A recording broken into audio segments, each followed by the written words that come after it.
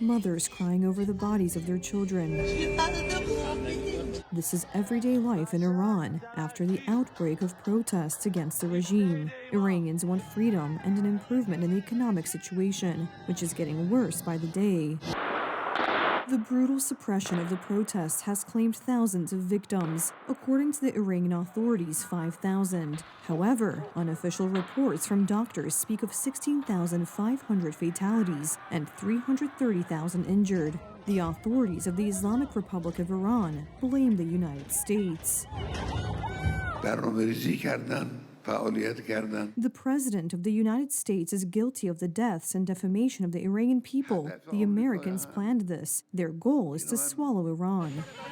Donald Trump has repeatedly announced military intervention if the Iranian authorities continue to kill protesters. And although he has temporarily suspended his plans, you had yesterday scheduled over 800 hangings.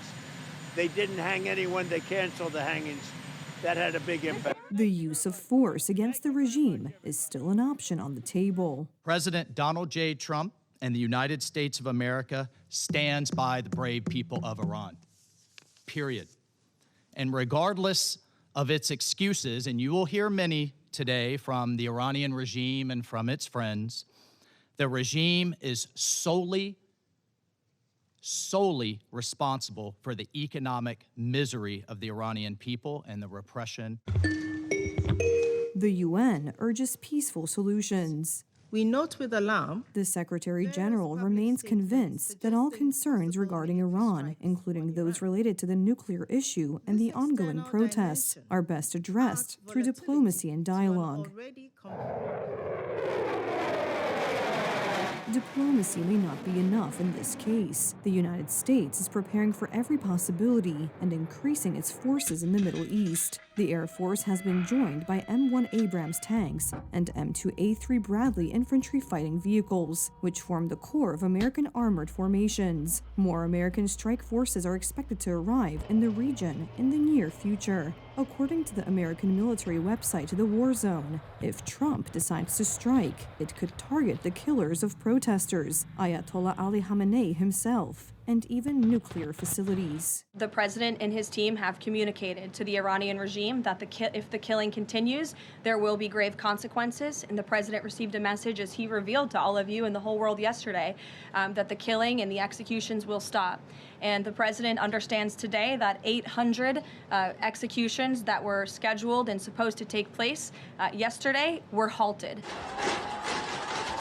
The government in Tehran plans to permanently shut down internet access. The authorities have temporarily relaxed the telecommunications blockade. Citizens can send text messages, but only within the country. That's the protest by the Iranian diaspora in front of the country's embassies in many European cities, among others in Madrid, Paris, Rome, and London. We are devastated, we are heartbroken, because we haven't heard from our family in Iran for like a week now. We don't know what's going on, if they're alive or not. Among other things, the protesters are demanding that Reza Pahlavi, the son of the last Shah of Iran, who was removed from power as a result of the Iranian Islamic Revolution, take power in Iran. We fully support Shahzadeh Pahlavi, but at the moment we have a very brutal government killing people. We need help from outside world. We are demanding President Trump to help us, because at the moment Iranian, they are barehanded, they have no weapons, and they are getting killed. The so-called Islamic Republic is not the government of Iran. It is a hostile occupying force that's hijacked our homeland. After invading 5 neighboring countries and sowing chaos across the region, this regime has invaded Iran itself, using foreign terrorists, Hezbollah fighters, Iraqi militias, and other mercenaries to slaughter the Iranian people. The question is whether and when the regime in Iran will be overthrown. Iran.